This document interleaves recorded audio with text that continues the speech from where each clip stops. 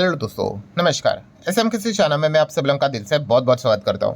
सो दोस्तों, रिसेंटली आपको याद होगा मैंने एक वीडियो बनाया था कौन से सेक्टर को लेकर, रेलवे सेक्टर को लेकर। और रेलवे सेक्टर से रिलेटेड मतलब जो काफ़ी लोग परेशान थे, जो सवाल यहाँ पे पूछ रहे थे कि सर आप हमेशा ग्रोथ की बात करते हो, बिजनेस में ग्रोथ होगा, सेक्टर में ग्रोथ होगा तो कंपनीज भी यहाँ पे भागेंगी और अच्छे रिटर्न यहाँ पे बनेंगे। सो रेलवे सेक्टर में ग्रोथ है कि नहीं, इसके ऊपर मैं ऑलरेडी डिटेल में वीडियो बना चुका था। वहाँ पे सारे जो आपके डाउट्स थे वो भी मैंने क्लियर किए थे। कुछ मतलब अनरियलिस्टिक एक्सपेक्टेशन भी लोग लेकर चलते थे, उससे रिलेटेड भी बातें यहाँ पे की थी। तो वाला वीडियो आप चाहो तो देख सकते हो। तो जैसे मैंने रेलवे से रिलेटेड वीडियो बनाया तो काफ़ी लोगों ने कमेंट सेक्शन में रिक्वेस्ट किया था सर एक और वीडियो यहाँ पे होना चाहिए। कौन से सेक्टर को लेकर? डिफेंस सेक्टर को लेकर। यस, रेलवे एंड डिफेंस ये दोनों सेक्टर ऐसे हैं दोस्तों जो कि आप लिटरली कह सकते हो जिन्होंने बहुत पुराने समय मतलब पहले पहले जो निवेश करके रखा था एंड पेशेंस के साथ होल्ड किया था, इन्होंने मोटा पैसा छापा है। ठीक है, और आपको पता ही है फिर बाद में ज़बरदस्त तेज़ी आ जाती है तो हर कोई कवर कर लेता है, फिर म्यूचुअल फंड वाले भी एंट्री कर लेते हैं, अलग अलग अपने फंड्स भी लेकर आ जाते हैं।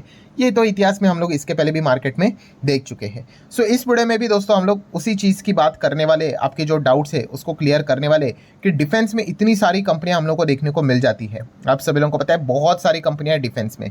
सो इन कंपनीज का भविष्य कैसा है, मतलब ओवरऑल ये जो सेक्टर है, ठीक है, ये आगे कैसा परफॉर्मेंस दे सकता है, और इससे रिलेटेड आपके तमाम जो डाउट्स है उसको हम लोग सॉल्व करने की कोशिश करेंगे। एंड अगेन कह रहा हूँ दोस्तों, कोई फैंसी विंसी चीज़ें यहाँ पे मैं अननेसेसरली आपके सामने नहीं रखता हूँ। जो प्रैक्टिकल जो चीज़ें हैं, ठीक है, जो कड़वी बात होती है भाई वही मैं करता हूँ।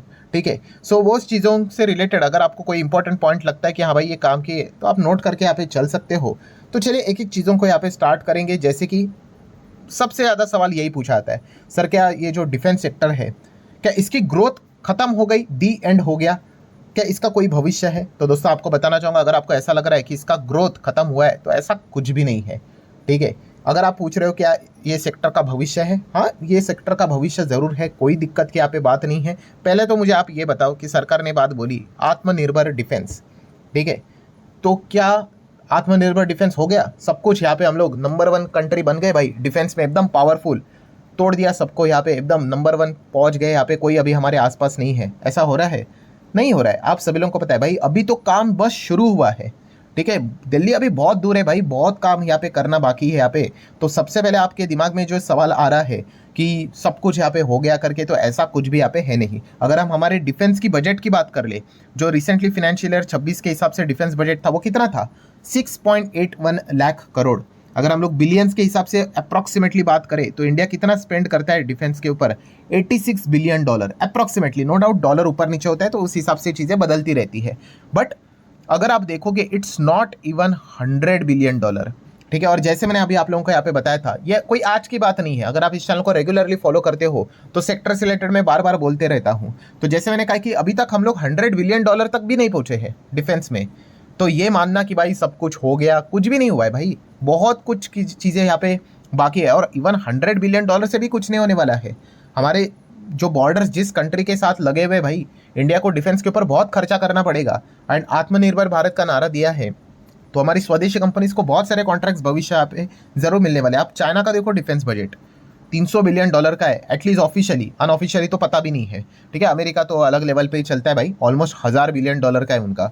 ठीक है, सो उस हिसाब से अगर हम लोग यहाँ पे देखें दोस्तों तो इंडिया का डिफेंस बजट कितना है? Not even 100। ठीक है, एंड आप देख सकते हो भाई पाकिस्तान के साथ हमारे कैसे कॉन्फ्लिक्ट चलते हैं, चाइना के साथ रहते हैं। ठीक है, बांग्लादेश भी आपको पता ही है कि क्या चीज़ें चल रही, इतना ज़्यादा मतलब आप देख सकते हैं समुंदर वे से अगर हम लोग बात कर ले, ठीक है, मतलब आप कह सकते हो कि तीनों साइड से, मतलब लेफ्ट से बात कर ले यहाँ पे, राइट से बात कर ले, नीचे से बात कर ले, सभी जगह से समुंदर है यहाँ पे। ठीक है, मतलब इस पूरे एरिया को कैप्चर यहाँ पे करना है। ठीक है, जस्ट सी वाइज बात कर ले, एयर वाइज बात कर ले, लैंड वाइज बात कर ले, बाप रे बाप कितनी कुछ चीज़ें हैं दोस्तों। सो अगर आपके दिमाग में ये पहली चीज़ें आ रही है कि भाई डिफेंस का काम हो गया, तो भाई कुछ भी नहीं हुआ है। ठीक है, बहुत कुछ चीज़ें यहाँ पे होना है, यहाँ पे बाकी है। तो अगर आप ये सोच रहे हो कि क्या इसमें स्कोप है, तो यस डेफिनेटली यहाँ पे स्कोप है। और सिर्फ इतना ही नहीं दोस्तों, हम एक्सपोर्ट करने की भी क्षमता रखते हैं। हाँ नो डाउट अभी पहले तो हमें हमारा ही खुद का घर में जो रिक्वायरमेंट है उसको ही फुलफिल करना है, but yes there are various opportunities. मतलब खास करके हम कह सकते हैं दोस्तों एक्सपोर्ट्स रिलेटेड अगर बात कर ले तो आप देख सकते हैं पिछले एक डिकेड्स की बात कर ले, 10 साल की बात कर ले, तो एक्सपोर्ट रिलेटेड भी हम लोगों ने काफ़ी कुछ अच्छा काम यहाँ पे ज़रूर किया है। हालांकि वो इनफ नहीं है, ठीक है, बहुत कुछ होना यहाँ पे बाकी है, बट बताने का मकसद क्या है दोस्तों कि स्कोप है। ये बताने की मैं कोशिश यहाँ पे कर रहा हूँ। सो प्रॉब्लम कहाँ पे आता है, मतलब अगर हम लोग यहाँ पे बात करें तो प्रॉब्लम डिफेंस सेक्टर में यहाँ पे नहीं है। जैसे मैंने ये भी बात सेम कही थी, रेलवे सेक्टर में भी नहीं है।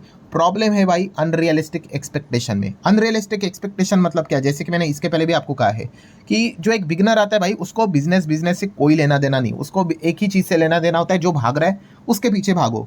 100 पे वो अगर कोई स्टॉक चल रहा है 2 साल उधर ही है, कोई किसी को इंटरेस्ट नहीं, वही 100 के ऊपर अगर वो 10 गुना होकर 1000 हो गया तो हर कोई उसमें निवेश कर लेता है, ये सोच के कि अभी ये 1000 का 10,000 हो जाएगा। एंड इस इमोशंस डिसीजंस के चलते फिर स्टॉक वो 1000 का 700 आ जाता है, ऊपर से 30% डाउन। एंड वो पैनिक करते हैं कि भाई लॉन्ग टर्म फालतू है, हमने तो 2 साल होल्ड किया।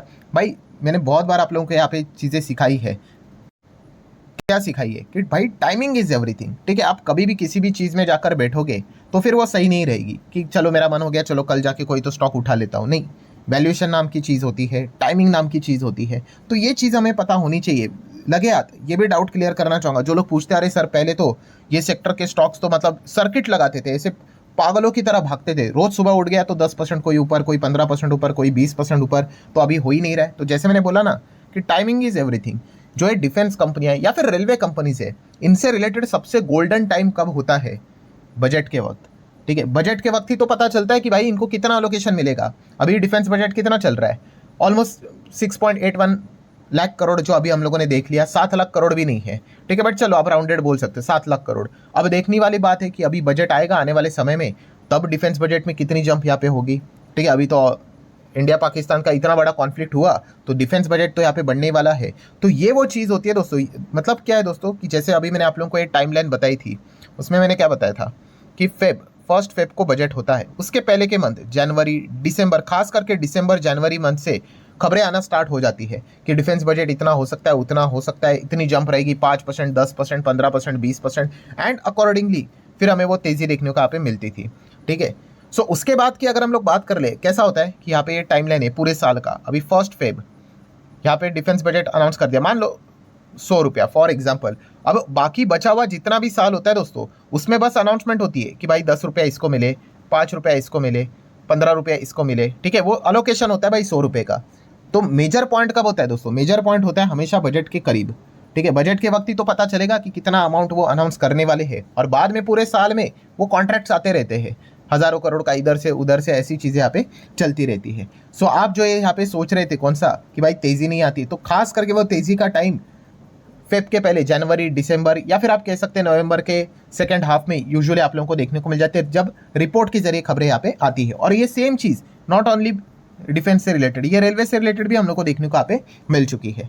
तो ये पॉइंट आपको अच्छे तरीके से पता है यहाँ पे होना चाहिए। सो ओवरऑल अगर मैं कंक्लूजन की बात कर लूँ तो कंक्लूजन क्या है दोस्तों कि अगर आप डिफेंस सेक्टर को स्टडी करना चाहते हो, ठीक है, आप स्टडी करो, मैं कोई रिकमेंडेशन यहाँ पे नहीं दे रहा हूँ, बट अगेन कह रहा हूँ कि सेक्टर कोई यहाँ पे खराब नहीं है, डिफेंस हो रेलवे हो, दोनों में अच्छा खासा काबिलियत हम लोग को ग्रोथ की देखने को मिल जाती है। बट अगेन कह रहा हूँ, प्रॉब्लम क्या हो रहा है? Unrealistic expectation. अनरियलिस्टिक एक्सपेक्टेशन मतलब क्या?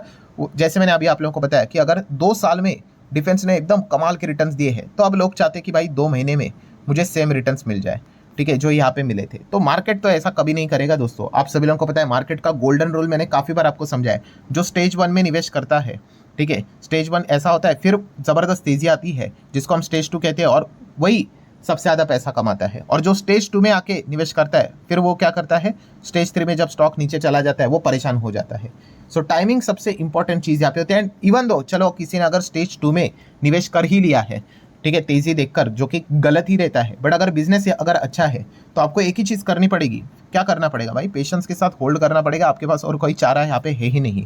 अगर आपको लगता है कि फट फट फट फट रिटर्न बने, तो ऐसा बिल्कुल भी नहीं होता है। एंड हमेशा याद रखना, जो मैंने बहुत बार आपको सिखाया मार्केट का, एक गोल्डन रूल है, 250 दिन मार्केट चलता है, ठीक है, Saturday Sunday and public holiday हटाकर 230 दिन भाई वो स्टॉक्स नीचे ही रहेंगे। 20 दिन ऐसा रहता है वो तेज़ी दिखाते हैं, ठीक है। ये हमेशा का फॉर्मूला ऐसा ही रहा है। जो 230 दिन वो टॉर्चर झेल पाता है, ठीक है, वो उस 20 दिन को एंजॉय कर लेता है, क्योंकि हमें नहीं पता कि भाई वो स्टॉक भागेगा कब। हमें पता है कि भाई वो कंपनी अच्छी है, पोटेंशियल है, कोशिश कर रही है, ठीक है, वो खबर कभी भी आएगी। अब वो एग्जैक्टली पहले दिन अगर हमें पता होता तो भाई मार्केट कितना सिंपल हो गया। तो इसलिए लोग क्या करते हैं, पैसा लगाते हैं, होल्ड करके बैठ जाते हैं, फिर उसके बाद पता नहीं खबर कब आएगी, और जब आती है तो एकदम सर्किट लगकर 4-5 दिन में रिटर्न्स बन जाते हैं, और फिर बाकी लोग क्या करते हैं, सब कुछ होने के बाद एंटर कर लेते हैं।